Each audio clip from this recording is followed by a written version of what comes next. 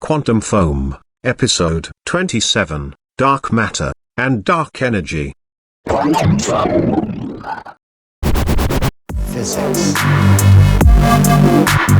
Physics is at the foundation of all the mathematical principles that guide the heavens. You have to understand physics. More than likely that's not going to happen, but Forces which govern the universe. Physics.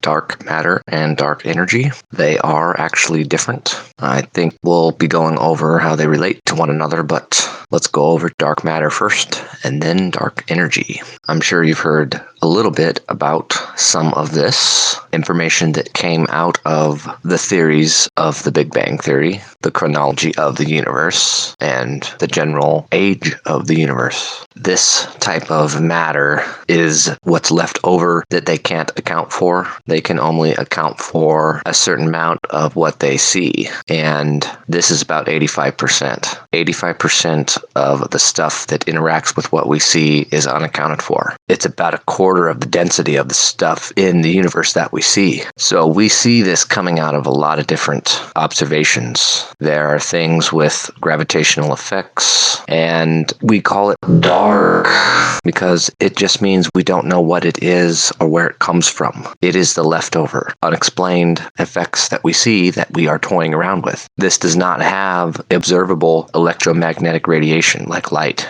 any type of light. So we can't detect it with our current astronomical instrumentation. This dark matter doesn't interact with the electromagnetic force. That is what our instruments are based off of. It doesn't absorb, it doesn't reflect light. It's really hard to spot. So far, we have only detected the existence of dark matter through its gravitational effect on visible matter. So unfortunately, it is in fact possible that the gravitational effects that we see have been imposed on visible matter, which is in fact what we actually see. We see visible matter that has been affected. What if the visible matter has been affected by something else that wasn't what we think it was? Mr. Edwin Hubble had some similar ideas, but remember, we are trying to see patterns whether there are any or not. So we see visible matter that has been affected gravitationally by this dark matter, and we don't know what it is. So it could be one thing, a bunch of things, the effect from something. What it is now is the effect from something, and that is the effect excluded from what we can currently describe using current astrophysics. This idea of current astrophysics worries me. So it outweighs visible matter roughly 6-1. What we really see out in the universe, the stars and the galaxies and everything, really only accounts for 5% of the content. There are a lot of theories that explain that dark matter particles would be light enough to be produced at the LHC. If they were created at the LHC, they would escape through the detectors unnoticed. We wouldn't even know if they did. They would just hit the side and annihilate. But they would carry energy and momentum. We wouldn't even know if they did. We wouldn't even know if they did. Somehow we could infer their existence from paying attention to the missing energy and momentums of other stuff that's going on when we're trying to scramble apart other big jumbles of collision events. This definitely suggests that there are physics beyond the standard model. Supersymmetry, extra dimensions, string theory, there is something else going on. We're all aware of that. We all know that. There could be a hidden valley, a different world, a world made of dark matter that has very little in common with the matter that we currently see. But so far, none of these have been proven true. So a hypothesis of dark matter goes back a little bit further than this, but it says in 1884, Lord Kelvin estimated the number of dark bodies in the Milky Way to be more than what they previously thought with other models. In the Milky Way, there appeared to be a velocity depression of stars going towards the center, and for the most part, they thought there was a black hole there once they understood those way later on, but it wasn't discovered until recently. And then the first to suggest stellar velocities, dark matter, using actual physics was Jacobus Kapteyn in 1922, and he had a fellow astronomer, Jan Oort. I'm sure you've heard of that. The Oort cloud goes out about 1 AU around our sun. He was talking about dark matter back in 1932. So these were people who were studying the motion of stars, and back then they could see stuff only in our local galaxy. People were studying galaxy clusters, people were measuring stellar velocities, trying to form theories, trying to find out what's going on. So some of these experiments, astrophysicist Fritz Zwicky inferred unseen matter provided the mass and associated gravitation attraction to hold the cluster together. I mean, they were off, but that's usually how it happens. There was mass-to-light ratios that were wrong. They were studying the Andromeda Nebula. How do we refer to this when we're doing the actual physics? There are some things we need to be aware of. The scale factor, the cosmological constant, things with Doppler shift, either Doppler shift or redshift and or blueshift. This cosmological constant is an intrinsic property of space. It is essentially the energy density of space. Its vacuum energy had an issue, and that arose in Albert Einstein's field equations in general relativity. Your biggest blunder, right? Don't even get me started on that. Remember that we didn't have computers like you do now, we didn't even have the higher curved space math, but trust me, I thought of many similar things, but was ultimately unable to come up with a grand unified theory. And now we understand four forces and a field as the origin for all things that we are able to observe in the physical world. I just happened to be alive in the centuries during the time when we were discovering a larger expanding universe of unimaginable size. The thing is, you shouldn't take back your declarations just because everybody rejects them, but you also should keep in mind that just because you had one correct, really huge prediction doesn't mean that every prediction you make thereafter concerning that or everything else is going to also be correct. There wasn't an Einstein before me, you know. Sometimes we just have to go with our best guess, and sometimes it's wrong, and sometimes it was right. First and second guessing is where the wrong move had been made. As with all things, it depends on a lot of things. So that's more as it relates to quintessence and dark energy. We're going to go into that next. We're just about done with this one. We just need to know what this stuff is. It's the stuff, the matter, the mass. It's all the parts of the universe which are not visible, but they still obey the scale factor. The relative expansion of the universe is parameterized by dimensionless scale factor alpha, also known as the cosmic scale factor, or sometimes Robertson-Walker scale factor. This is dealing with the Friedmann equations. We are keeping in tune with our scales so we can use existing equations. So this cosmological constant is independent of what we're dealing with in A. The momentum is a cubed, a to the negative 3, a to the negative 4. These scalings have to be understood intuitively. When you have a cube, you make it bigger, you double the length of the sides, it decreases the density of what's inside of it. So, like expanding universe, a factor of 2 to the 3. For radiation, the energy density decreases by a factor of 2 to the 4, because any act whose effect increases the scale factor must also cause a shift. It's a proportional redshift. A cosmological constant, as an intrinsic property of space, has a energy density, separate but put together. The observational evidence from this is from the rotation of galaxies, which spiral galaxies miraculously tend to have the shape of a golden spiral, which is a spiral that spins out where the arms are not interspaced evenly, but are interspaced at a rate of E, 1 to 1.618, etc. We briefly went over E and pi and other irrationals, but the spiral galaxy actually follows that. So according to Kepler's laws, there are some issues. In spiral galaxies, the arms rotate about the center. The luminous mass density of a spiral galaxy decreases as one goes from the center because of the amount of stars that are in the center. If the only mass we could see was what we could also feel, per se, the mass, then this problem wouldn't arise. Then we could model the galaxy as a point mass, like the solar system, like Kepler's laws, Kepler's second law. This is not what we see. So we also need to look at galaxy clusters. Important. So we get some clues that something's off here. We're looking at X-rays that are emitted from hot gas within the clusters, and we're calculating the energy spectrum, the energy flux. Something's off here. We're calculating the densities by looking at these parameters. We're making a mass profile for galaxies and galaxy clusters. During some of these weak gravitational lensing events, we can gauge different minute distortions of these galaxies, doing statistical analyses. Lots of surveys have been done on galaxies. They put together data sets and they let everybody chop away, read away, figure out what they can based on their theories. Most people go along with what everybody else goes along with, but our purposes require us to dig even deeper. We see gravitational lensing from Hubble, a Bell 1689. It's a cluster in the constellation Virgo, 2.2 billion light years away. That indicates the presence of dark matter. Proof. You look at the spectrums to make your calculations, but you can put together beautiful Hubble palette filtered images, and it's pretty dang obvious that you see a lensing effect. And based on what is known, it helps people confirm and reaffirm calculations they've done to confirm whether or not their theories are true. This can get into beyond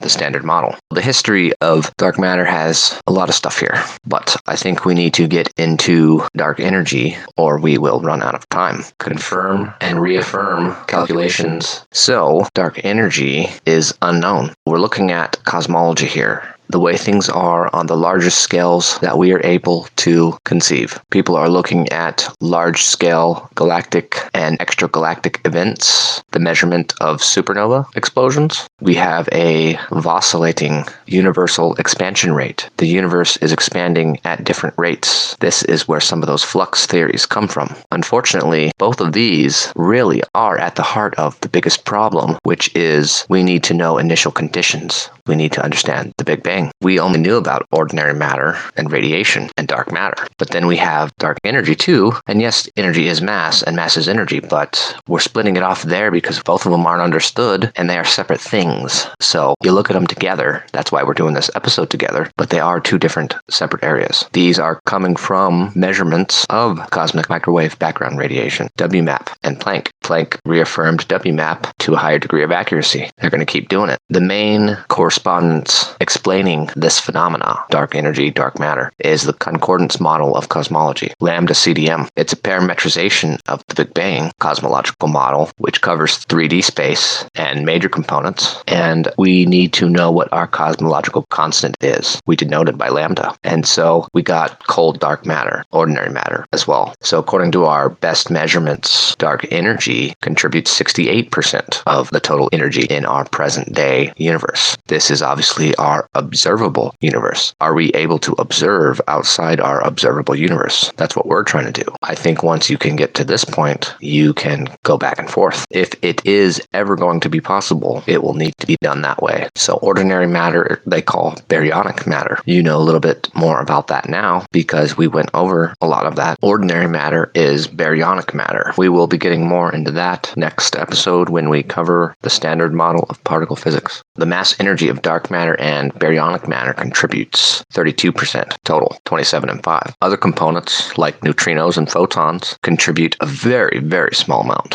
The photon is the quantum of the electromagnetic field. Photons are massless, and they always move at c, the speed of light, 300 million meters a second, 299,792,458 meters per second, 186,000 miles per second. They are actually describing dark energy as the cosmological constant. The cosmological constant is where they get the form of dark energy that we are able to detect. This fills space homogeneously. Scalar fields, quintessence, moduli, have varying densities in space and time. Moduli is referring to the scalar fields. We are looking at supersymmetric systems. Modulus is borrowed from mathematics. There's also a zero-point radiation. It's the lowest possible energy that a quantum mechanical system can have. And unlike in classical mechanics, quantum systems constantly fluctuate. Think of classical mechanics dealing with static mathematics, and think of quantum mechanics systems as fluctuating mathematics, fluctuating grids. This comes from the Heisenberg uncertainty principle. So vacuum energy, what energy is present in a vacuum and hence everywhere. So there is underlying energy energy that's everywhere, energy throughout the entire universe. It's described by Heisenberg's uncertainty principle, which gives us our discrete packets, which gives us our frequencies, and allows us to do our quantum mechanics. It's a baby integral. It is a baby toy model of concordance cosmology. So it's a smaller model of the revised model of the Big Bang theory. A little more about it. In the early 1990s, something was pretty certain about the expansion of the universe. It might have enough energy density to ultimately stop its expansion and possibly collapse or recollapse. 'Tis break time, I believe. Obviously, this is the midpoint of episode 27, Dark Matter and Dark Energy of Quantum Foam. Quantum foam. The expansion of the universe. Maybe it would never stop expanding. The universe is full of matter. The attractive force of gravity pulls all matter together. But then, in 1998, the Hubble telescope observed very distant supernovas that showed the old universe had been expanding at a slower rate than it is today, which means that the speed of the expansion is accelerating. The expansion of the universe has not been slowing due to gravity as previously thought. It's been accelerating. This was the big conundrum. There were models of cosmology that attempted to explain all of this. What we were seeing was discrediting all of them. We don't really know what it is, but there are still various groups around the world dedicated to finding out what these two elusive things are. Mass that affects the universe in a way that is dark to us. Unknown energy that is purportedly fueling an outward expansion of our known universe. We don't know crap about it. We know how much there is because we know how it affects the universe's expansion. There's 68% of it. We can model this as a U, an upward-shaped U, where the edges of the U, the letter U, reach infinity, horizontally, left and right. We got a line coming from the left to the right, a line coming on the top left, and it starts curving vertical all the way down to the tip of the vertex of the U, and then all the way back up mirror image and curves back upward and goes in the opposite direction that it came, back infinity horizontally. So the expanding universe on either sides of this diagram speeds up as time goes by. The direction of time is bottom to top. The expansion is left and right from the center of the U, which is where the Big Bang would live, the vertex. I hear that techniques of measuring the cosmological constant are quite accurate. We must continue to test the dark energy model. Actually measuring the curvature of space is even harder than calculating it using equations. So this diagram reveals changes in the rate of expansion of the universe 15 billion years ago. It changes noticeably about 7.5 billion years ago, when objects in the universe began flying apart at a faster rate. They're theorizing that this expansion rate is due to a mysterious dark energy, some force that is pulling galaxies apart. This was fairly recently. Dark energy is a property of space. Albert Einstein was the first person to realize that empty space is not nothing, right? Somehow, space was connected to time. Just imagine actually traveling the speed of light, and then watching a video of yourself doing this exact thing from the sidelines. You will experience two very different things. That was probably one of the greatest insights in the last 1,000 years. I thought my discovery was quite ingenious too.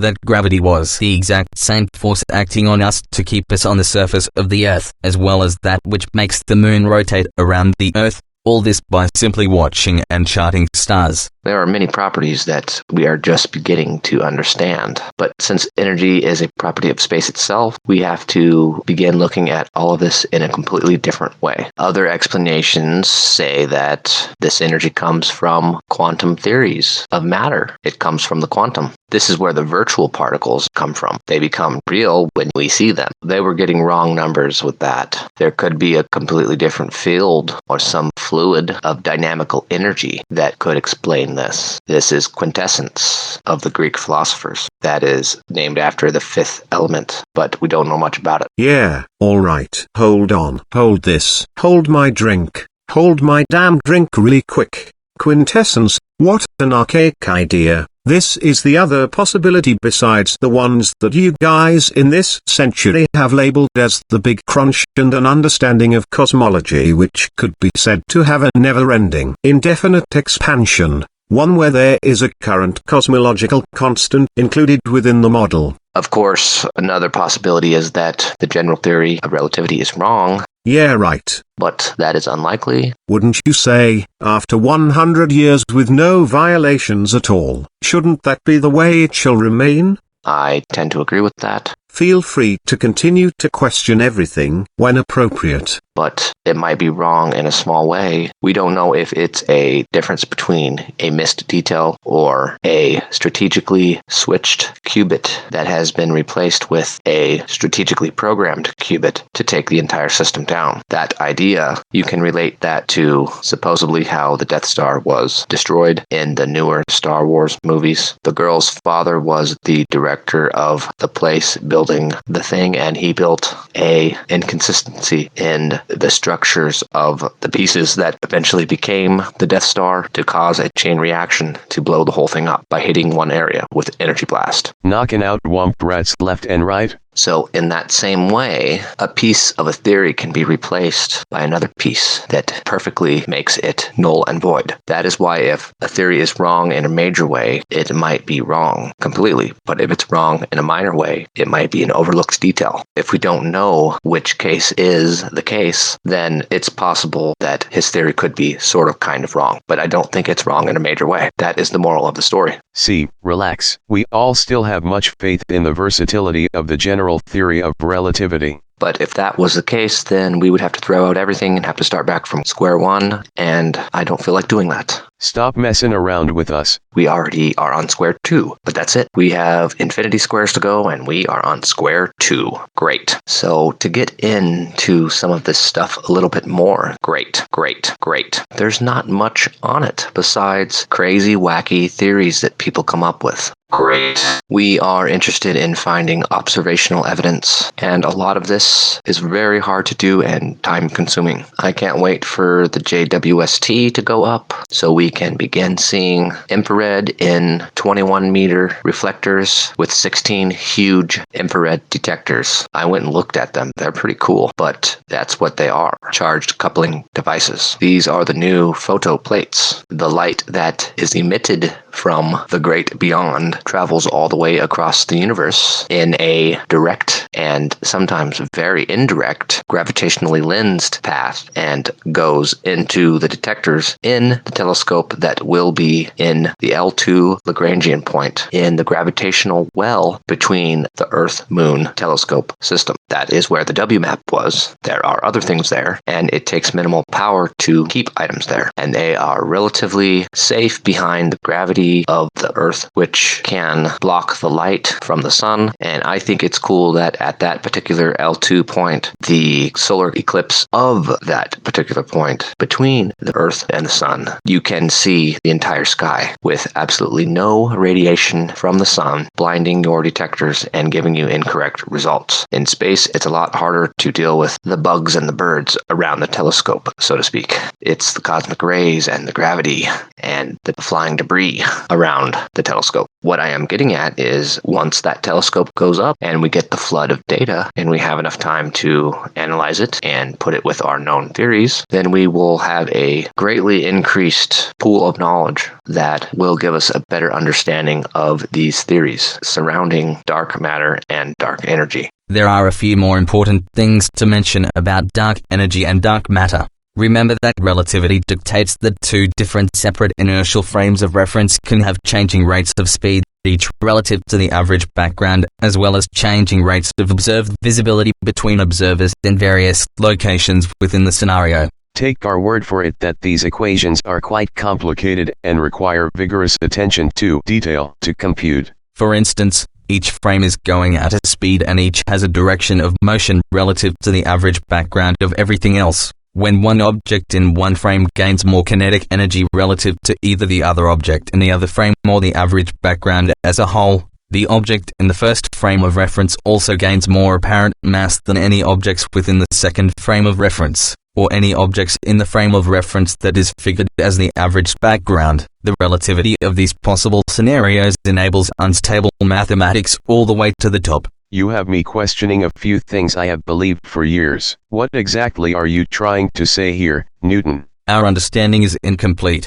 Please enlighten us, Doctor. So we are going to be looking at these theories every single decimal of 10 episodes because this is the remainder, the pool of remainders that we can glean information out of. We can take a look at different things that are not understood, the things that are excluded with currently understood phenomena and theories, and possibly find something else out that we missed, learn something new altogether, prove or disprove symmetry, supersymmetry, extra dimensions, expansion rates, Hubble constants, cosmological constants, and how much the warpature of space-time is off from the models that we can create using Kepler's second law and Newtonian physics and even relativistic physics. The things that are excluded with currently understood phenomena and theories. So this is possibly beyond the general theory of relativity. No, that's an integral part of this particular aspect, but it's the most spooky sounding. Dark energy, dark matter. What is it? Is it aliens? Is it us? Is it God?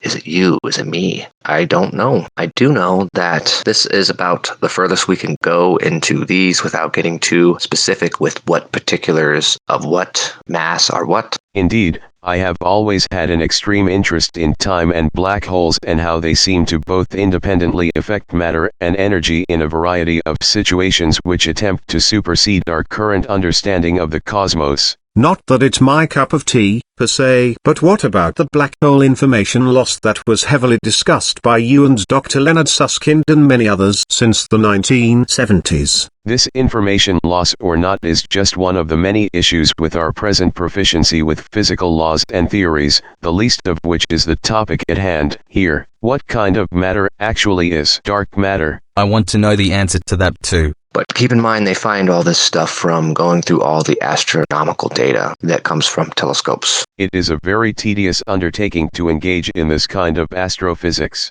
Techniques include looking at various pairs of galaxies and searching for an inherent curvature. Is the universe flat or curved? It is very hard to detect such small variations in the gravitational effects between massive objects. But one thing is for sure, we know that something else is going on here, and so we must add more physics on top of both Einstein and Newtonian calculations. We have a lot of data coming in. It is a matter of creating the correct computer model to help show where this dark matter might be. And so there is no short supply of those at the moment. Actually, there is. We can only put them up so fast. I know recently SpaceX just put 2 or 3 new astronauts on the International Space Station successfully using one of their starships, their current ones. Currently, they are doing good. I'm glad to see humans are still able to safely leave the planet. Don't forget to look up every now and again. I did, and see what I did. I used Halley's Comet to prove a new mathematics for parabolic gravitational calculations and much more.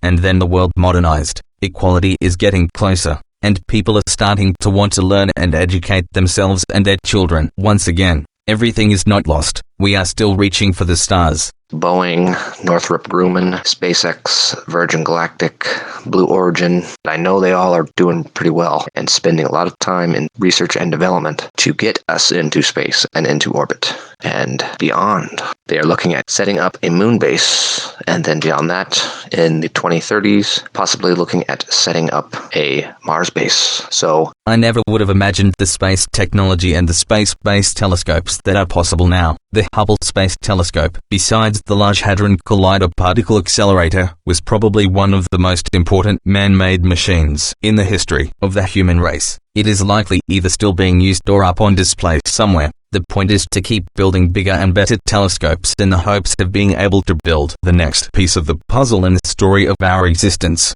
Hopefully the protection and materials science catches up and allows this to safely be done. I just want to know what actually happens when you go inside a black hole. What happens to dark energy and dark matter when undergoing physical transformations within the confines of a black hole? Is there information coming out of black holes which is giving the illusion of matter that is gravitationally affecting matter that we are able to see? Good questions these are. And then we can put more sophisticated laboratories in more far places and find out more and discover what this dark energy is. Find out more what this dark mass is. Find out more. Got to admit, this stuff is pretty damned far out. I want to be a space cadet in the 21st century. Where does it come from? I don't know, but we are gonna be running out of time here, so you better get back to close up shop. This is it for episode 27, Dark Matter and Dark Energy of Quantum Foam.